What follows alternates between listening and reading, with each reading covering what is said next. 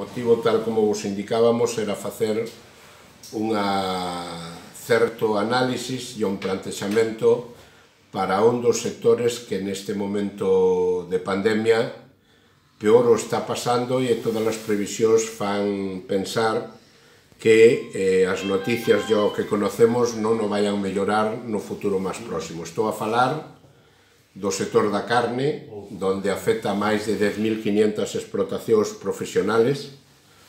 que están situadas en áreas especialmente sensibles do territorio e da montaña de Galicia, polo tanto, importantes desde un punto de vista económico, pero cunha dimensión social, medioambiental e territorial de primeira magnitud, que nos deberá levar a pensar a todos, á opinión pública, aos ciudadanos, aos gandeiros, pero tamén ao goberno, de que non só son os 20.000 empleos directos que entre titulares de explotación, matadeiros, salas de despiece e veterinarios están en xogo, senón un efecto devastador que pode ter sobre esa Galicia vaciada ou sobre esa Galicia que ten que utilizar as explotacións e os gandeiros como elemento de loita contra o lume. Despois de máis de 7 meses que dura esta crisis, que vimos como hai unha caída importante do consumo derivado do cierre do canal de restauración, da caída do consumo no turismo, dada a ausencia en todo o ano, e dado tamén un certo decambio de hábito que se recuperou en parte o consumo privado, pero que non veu a sustituir estas dúas caídas, nos leva a trasladar de que o que iba a ser unha crisis de 3-4 meses temos que xa facer unha previsión que vai durar todo o 2020 no mellor dos casos, e que iso leva, como decíamos, que non é un problema de que haya unha caída de precios, senón que os ingresos que están obtendo os gandeiros de carne non lle cubren os costes de produción e, polo tanto, teñen que estar tirando duns aforros que non teñen ou dun endeudamento do que non son capaces de facer frente aos bancos para poder manter no futuro. Galicia e o seu goberno teñen que ser conscientes de que se está xogando o futuro de 40 alcoas, que son os empleos que están en risco de se non tomamos medidas de xeito urxente. As medidas que planteamos son unhas de aplicación inmediata nos próximos 20-30 días, que o compromiso do goberno galego asumido o día 16 de xuño de poñer en marcha axudas directas. Nas conversas de Unións Agrarias ca o propio conselleiro temos un compromiso que nos próximos días se fará efectivo o ingreso ás explotacións de carne dunha axuda directa por vaca nodriza, como viña planteando a organización, e, polo tanto, a aplicación desa medida dos 24 millóns de euros que había autorizados pola Unión Europea para poder establecer axudas directas hasta un tope de 7.000 euros por explotación. E se ben esta é unha axuda importante que pode axudar a compensar unha parte da caída de renta das explotacións de carne, temos 3 nubarrós encima que é necesario resolver de xeito urxente para que non teña que haber cierres de explotacións por razóns económicas. O primeiro deles é que o retraso na posta en marcha do novo período da PAC entre o 21 e o 27 ten que levar consigo un compromiso do goberno galego de trasladar aos seus presupostos que entrarán os próximos días no Parlamento de Galicia de unha solución de tránsito, puente, para manter as axudas que desde a Unión Europea se viñan mantendo as explotacións conocidas como axudas agroalimentarias, que recibían máis de 4.200 explotacións que casi todas eran de produtores de carne. Por lo tanto, de non tomar esta medida, estas explotacións verían como a partir do 1 de xaneiro eses máis de 4.000 euros de media por explotación que viñan cobrando pois poden desaparecer, e cando se volvan a habilitar dentro de 2 anos pode que moitos destes gandeiros que as cobraban non estén porque xa hayan tido que cerrar. Hai unha segunda transitoria necesario tamén poñer en marcha para cubrir este período, que é o que viñan cobrando as explotacións nas zonas desfavorecidas e montaña, porque, como insistíamos cando falábamos dos lumes, son os verdadeiros bombeiros eficaces que durante todo o ano evitan as catástrofes de lume que se dan despois no brao. E existe novamente unha nova amenaza sobre as explotacións de carne a que temos que facer frente, que é un incremento de costes que o actual borrador de decreto de xestión de purines que quere poñer en marcha o Goberno Central supón para as explotacións de carne. Non só polo coste de máis de 4.000 euros que podría supoñer o ter que pagar os servicios de xestión destes purines, senón a imposibilidade económica e social de poderlo aplicar. Hai que ser conscientes de que a reducción de emisións nadie se opón a ela,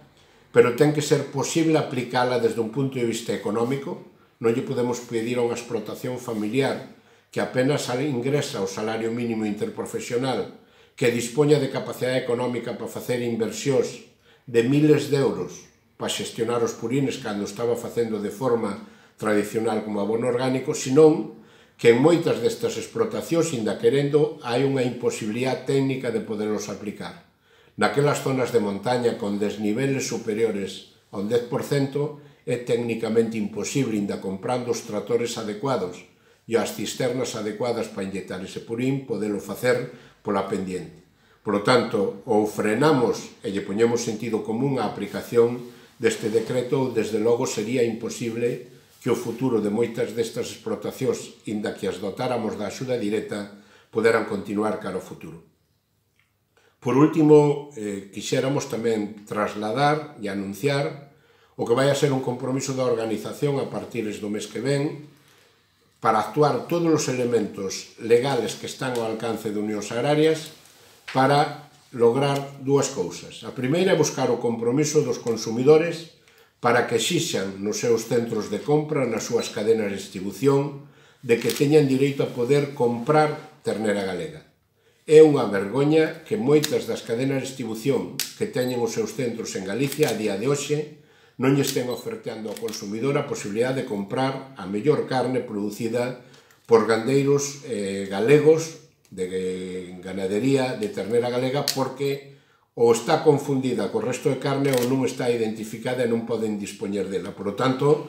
vamos a exixirlle a esas cadenas de distribución que un dos seus compromisos cos consumidores, cos seus clientes, pero tamén con este país, é ter de forma clara e identificada a ternera galega suprema, que podan utilizala os consumidores como un elemento de compromiso para incentivar o consumo de carne, dada que a restauración e o turismo vai a continuar nesta crisis.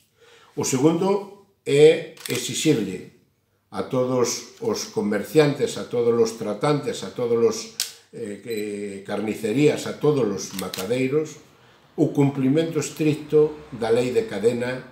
que implica que todos os gandeiros temos que ter un contrato onde figure o precio que cobramos polos animales que vendemos. E para iso vamos a tratar de incentivar e poñer de manifesto en positivo nunha primeira etapa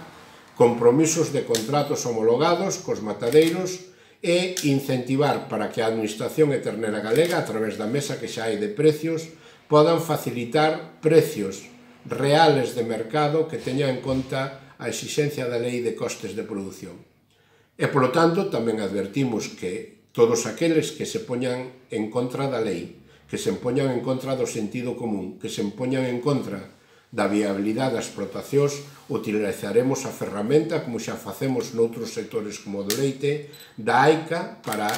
poñer no seu conocimiento estes incumplimentos. Como digo, vamos a facer unha primeira campaña ao longo do mes que ven cas cadenas de distribución e matadeiros para que os contratos homologados e a visibilidade de ternera galega sea unha realidade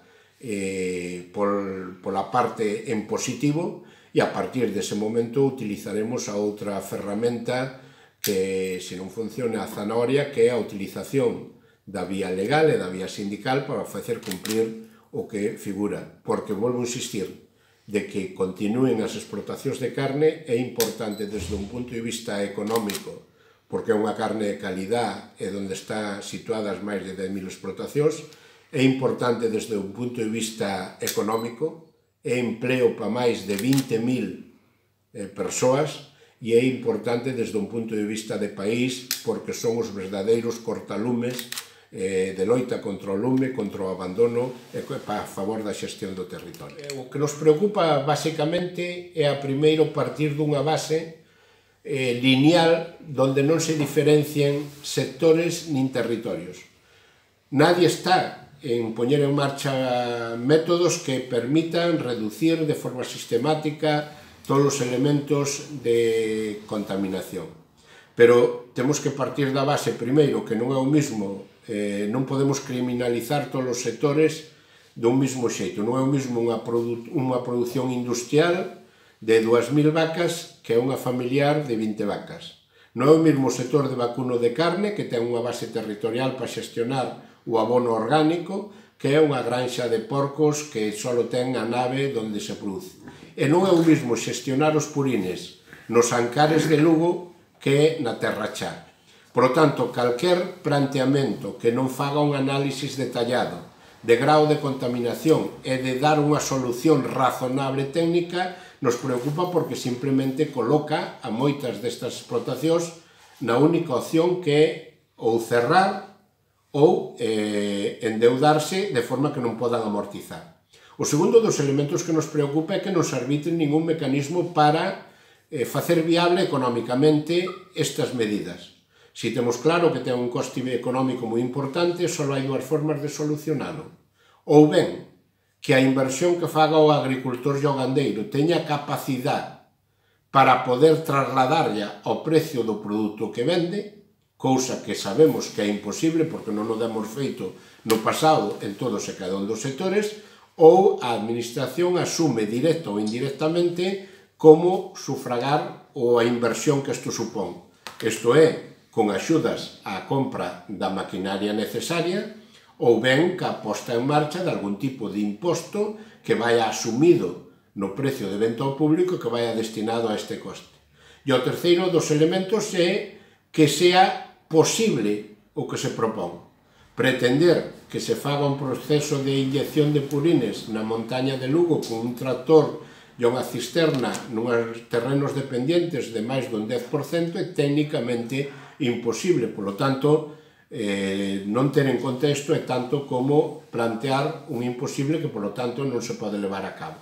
E, por último, ter en conta que os efectos que sobre o territorio, sobre o medio ambiente, sobre a economía, pois non son lineales. Por unha parte, o que podemos aforrar de contaminación ca inyección ou co socamento do produto, pois ten que tamén ter en conta a cantidade de traballo de horas de tractor que vai implicar e a inversión. Por lo tanto, eu creo que estamos nun proceso inicial. Daqui ao día 19 teremos que traballar en alegacións que non negamos a idea principal, pero sí como modulamos a aplicación para que sea viable. Desde logo non ten un problema de xestión de purines porque ten base territorial suficiente para utilizalo como abono orgánico e, por lo tanto, non pode ser que o incentivemos a que empece a utilizar outro tipo de abonos químicos ou que o que pretendemos é, de alguna forma, colocalo fora do mercado, frente a unha explotación dimensionada grande onde a vía de externalizar a xestión do purinlle xa era unha realidade, porque non tiña base territorial